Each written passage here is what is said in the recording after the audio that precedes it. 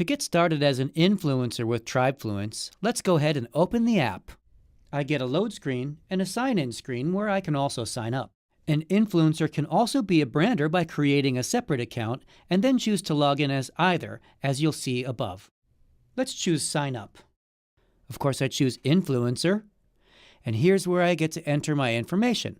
I'll speed it up so you don't have to sit through the whole process. Just enter all the requested information, and you'll be all set.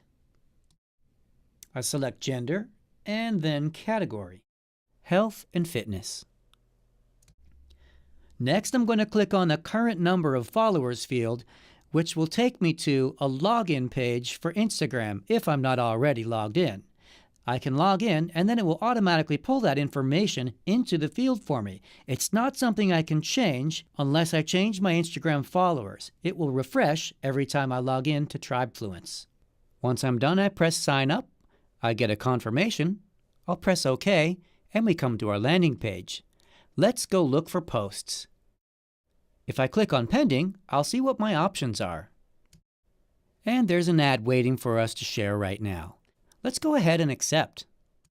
We get an on-screen confirmation, and then we'll go ahead and press OK.